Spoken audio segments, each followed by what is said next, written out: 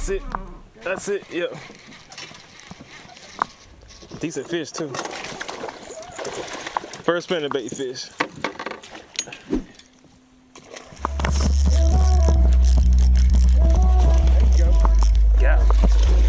Got him. Yeah. What's going on, guys? This video right here is pretty near to my heart.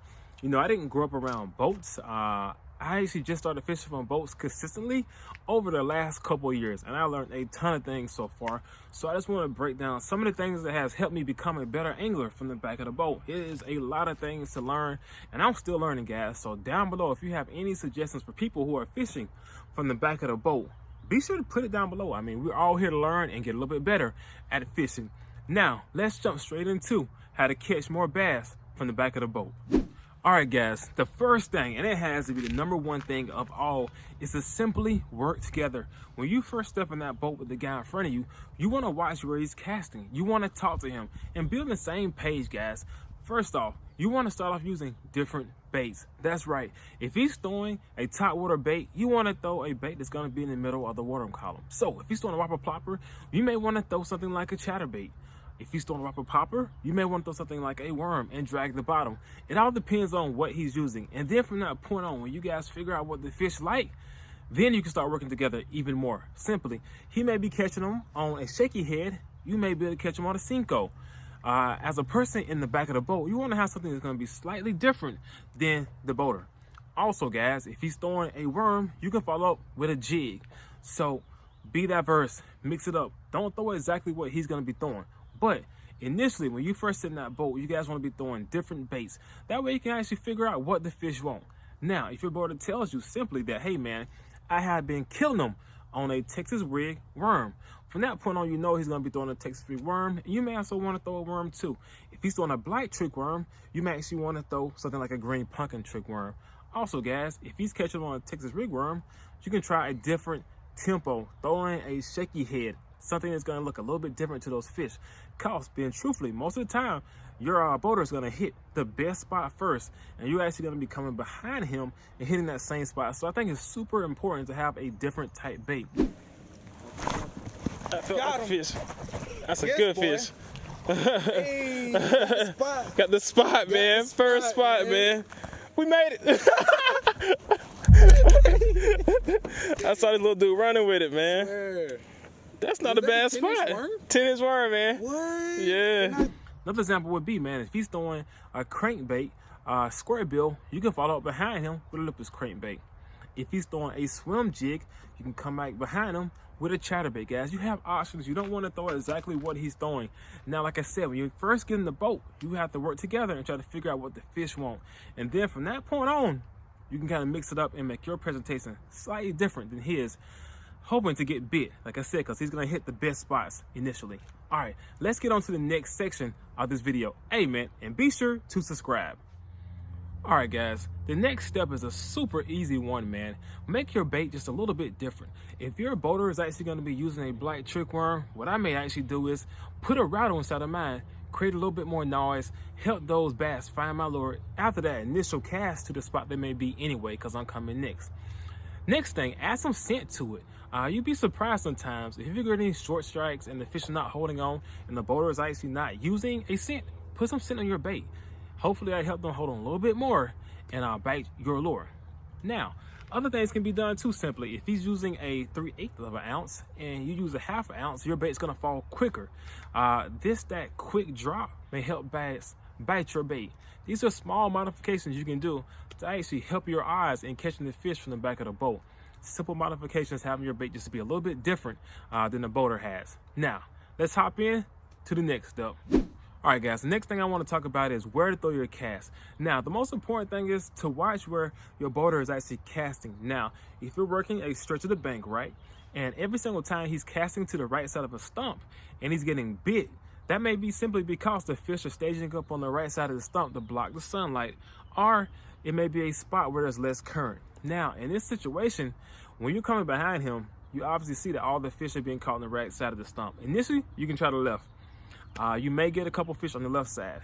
The next thing may be, he may be actually using a worm and casting to the right side of the stump.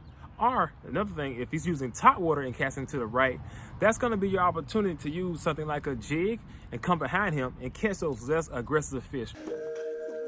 He about to snatch the rod out of my hand, man.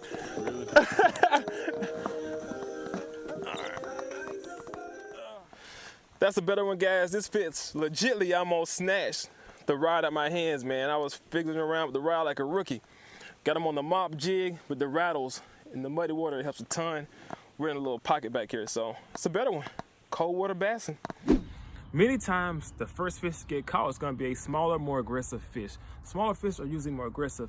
If you come behind him and say, for instance, if he throws out to the right side of that stump and he has a blow up and the fish misses the top water bait, a lot of times you can come behind him because that fish is already activated and thinking about eating and throwing a bottom bait like a jig or a worm.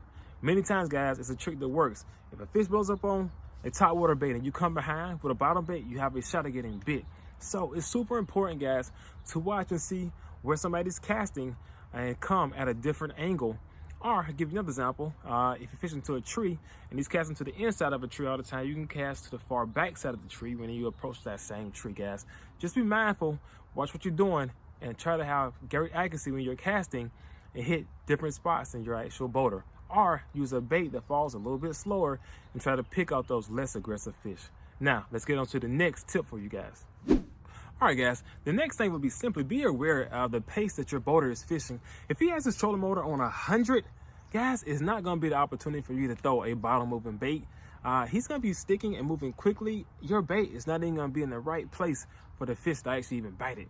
It's not even going to fall correctly. Now, at that point, if he's fishing fast and he's fishing something like a buzz bait, you're going to have to start fishing fast also, too.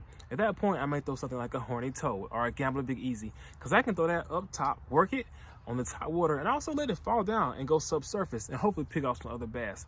Fish at your boater speed sometimes, because it's going to be more helpful for both of you guys. If he's throwing a popper and he's fishing slow, you can throw a fluke and fish slow too. If he's throwing a worm, fishing slow, you can throw a jig and fish slow. If he's throwing a chatterbait, you can throw a spinnerbait. Fish at the same tempo. That way you guys are both being productive, and your baits are both going to be in the right depth for the fish to hit it. Now, last thing, guys, these are some things that I learned along the way. Things that have helped me. Some unwritten rules that I didn't know prior to fishing with people on their boat. First thing, guys, ask, where's the net? The worst thing about being in the boat and somebody's screaming, net, net, net, and you don't know where the net is. Like, bro, where's the net? I don't know where the net is. This is not my boat. So first thing I always do when I get in somebody's boat is ask, where's the net?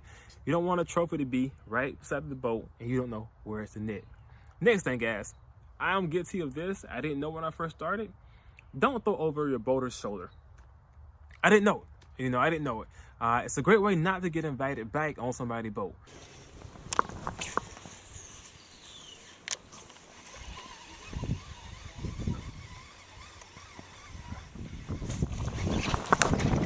Oh, God, man.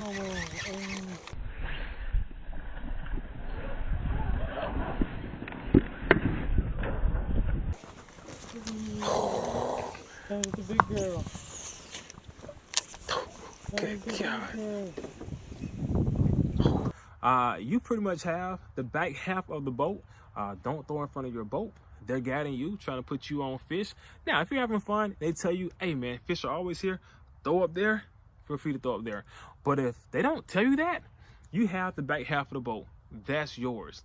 And also, guys, treat the boat how you want your own boat to be treated. Try to be, clean, organized. Don't mess with somebody else's boat. That's their pride and joy. Well, guys, if you like this video, definitely subscribe. I'm trying to help you guys who haven't fished from boats, and also guys who fish from the back of the boat all the time. And like I said, I'm learning. If you guys have any more tips, put them down below. Thanks for watching the video. Tight lines, take care, and we'll see you on the video soon.